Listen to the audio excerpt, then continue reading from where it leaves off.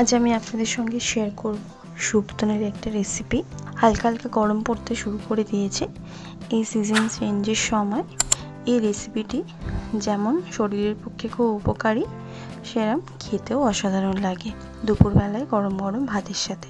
তো চলুন প্রথম থেকে শেষ অবধি আমি কিভাবে এই রেসিপিটি তৈরি করছি ভিডিওটি স্কিপ না করে পুরো ভিডিওটি দেখার অনুরোধ রইল।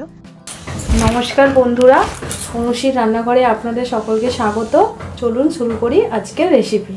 সবার প্রথমে আমি শুক্তোনি তৈরি করার জন্য নিয়েছি একটা পেঁপেগুলোকে এরম বড় বড় করে কেটে নিয়েছি করলাগুলোকে আমি গোল গোল করে কেটে নিয়েছি সজনে ডাঁটা দুটো লম্বা লম্বা করে কেটে নিয়েছি, আর নিয়েছি 200 গ্রাম পরিমাণে মটর ডাল। আমি এখানে মটর ডালে করছি, আপনারা চাইলে মুগ ডালেও এখানে এই রেসিপিটি করতে পারেন। ডালটাকে এবার ধুয়ে আমি কুকারে দিয়ে দেব।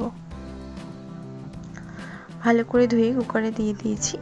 দেব হাফ চামচ পরিমাণে নুন দিয়ে দেব 2 কাপ পরিমাণে জল।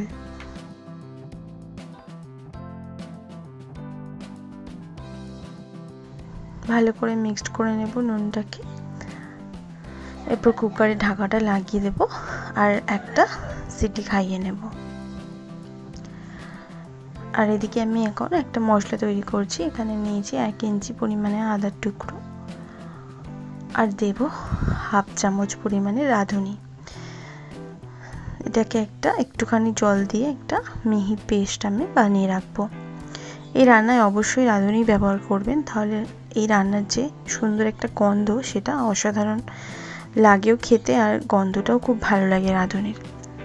সিটিটা নর্মাল হয়ে যাওয়ার পর আমি খুলে আপনাদের দেখাচ্ছি। ডালটা একটা সিটি খেয়ে গেছে, একটা সিটি দিয়ে নিয়েছি ডালটা অনেকটাই সেদ্ধ হয়ে গেছে। এরপর আমি পেঁপের টুকরোগুলো দিয়ে দেব, দিয়ে আর একটুখানি জল দিয়ে দেব।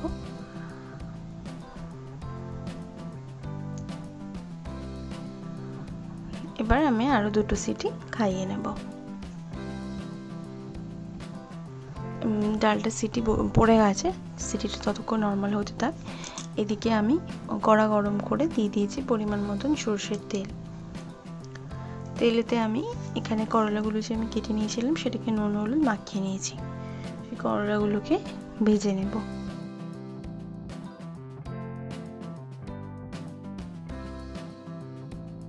করলাগুলোকে এমনভাবে ভাজবো যাতে পুরো ভাজার যেরকম খাই আমরা সেরকম করেই ভেজে নেব, বেশ লাল লাল করে।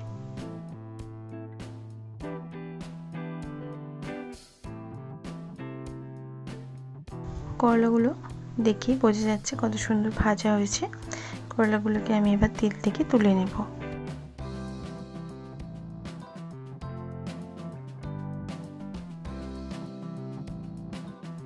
এরপর ওই তেলতে আমি যে সজনে ডাঁটাগুলো নিয়েছিলাম সেই ডাঁটাগুলোকেও একটু ভেজে নেব। আর আমার চ্যানেলটি যারা এখনো পর্যন্ত সাবস্ক্রাইব করেননি, প্লিজ আমার চ্যানেলটিকে সাবস্ক্রাইব করে নেবে আমার প্রতিদিনের ভিডিওর আপডেট পাওয়ার জন্য। ডাঁটাগুলো ভাজা হয়ে গেছে, এবার ডাঁটাগুলোকেও তুলে নিচ্ছি।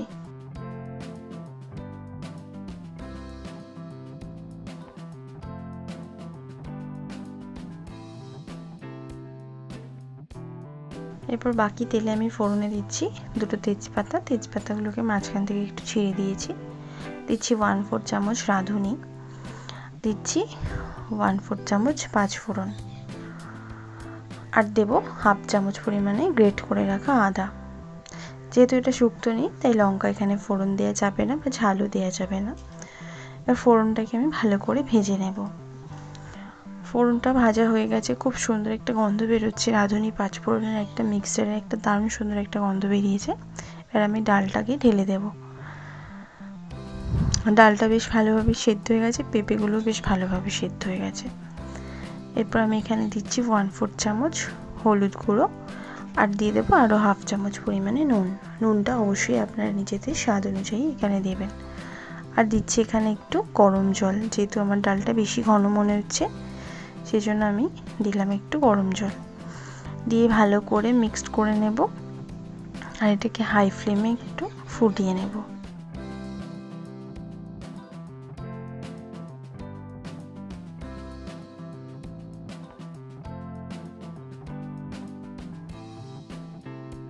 এরপর আমি একটু ফুটে উঠলে দিয়ে দিচ্ছি সজনে ডাঁটা আর করলা, যেগুলো আমি ভেজে রেখেছিলাম আগে থেকে। দেব হাফ চামচ পরিমাণে চিনি। এখানে চিনিটা একটু টেস্টের জন্য আমি দিয়েছি।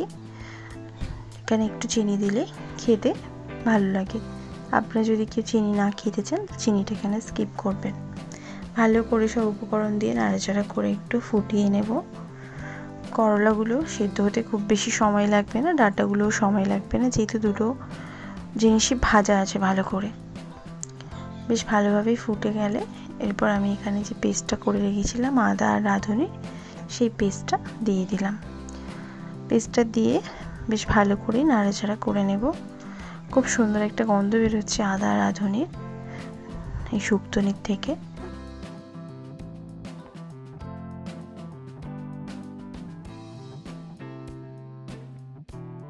এবার এটা ভালোভাবে একটু ফুটিয়ে নেবার পর আমার এই রেসিপিটি পুরোপুরি রেডি হয়ে গেছে। আমি এটা সার্ভ করে নেব। তৈরি হয়ে গেল সিজন চেঞ্জের সময় একটা দারুণ সুন্দর একটা রেসিপি, শুক্তনি রেসিপি। এই রেসিপিটি দুপুরবেলায় গরম গরম ভাতের সঙ্গে অসাধারণ খেতে লাগে। অবশ্যই আপনারা এই রেসিপিটি বাড়িতে ট্রাই করে দেখবেন, আশা করছি ভালো লাগবে। ভালো লাগলে লাইক শেয়ার করতে ভুলবেন না, কমেন্ট বক্সে কমেন্ট করে জানাতে ভুলবেন না রেসিপিটি কেমন লাগলো। ভালো থাকবেন, সুস্থ থাকবেন, ধন্যবাদ।